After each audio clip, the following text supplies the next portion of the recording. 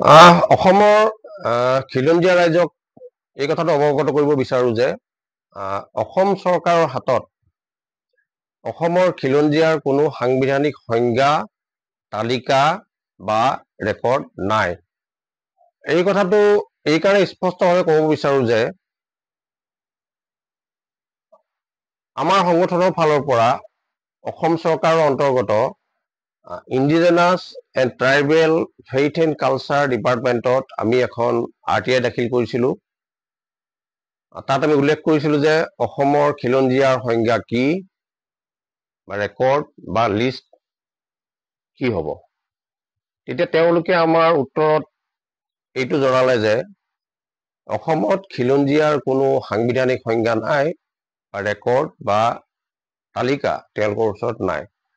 গতিকে আমি ক'ব বিচাৰো যে এইটো এটা অসমৰ খিলঞ্জীয়াসকলৰ বাবে যথেষ্ট এটা অপমানজনক আৰু চিন্তনীয় বিষয়, যিহেতু অসম চৰকাৰে খিলঞ্জীয়াৰ নামত বসুন্ধৰা আঁচনি চলাই আছে।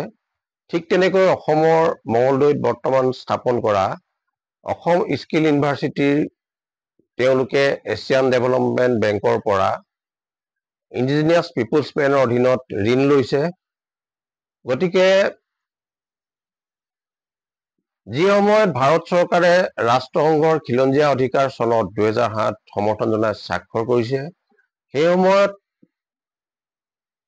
অসম তথা ভাৰত চৰকাৰে খিলঞ্জীয়াৰ যি সংজ্ঞা বা ভিত্তিবৰ্ষ বা তালিকা নাইবা ৰেকৰ্ড তেওঁলোকৰ ওচৰত নথকা বুলি দিয়া উত্তৰটোৱেই আমাক এই কথাটো বুজাই যে আমাৰ খিলঞ্জীয়া বুলি কৈ অসম চৰকাৰ তথা ভাৰত চৰকাৰে যি সময়ত তেওঁলোকে বিভিন্ন ঘোষণা কৰি থাকে, এই ঘোষণাসমূহ যেন কোনো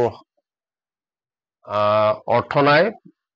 আৰু গতিকে যেতিয়ালৈকে অসম বা ভাৰত চৰকাৰে আমাৰ অসমৰ খিলঞ্জীয়াসকলৰ সংজ্ঞা, ভিত্তিবৰ্ষ, তালিকা বা ৰেকৰ্ড নিশ্চিত কৰিব নোৱাৰে, তেতিয়ালৈকে আমি এই কথাটো নিশ্চিত যে যদিও ভাৰত চৰকাৰে 2007 চনত ৰাষ্ট্ৰসংঘৰ খিলঞ্জীয়া অধিকাৰ চনত 2007 সমৰ্থন জনাই স্বাক্ষৰ কৰিছে, কিন্তু এই সকলোবোৰ যেন ফুটুকাৰ ফেন।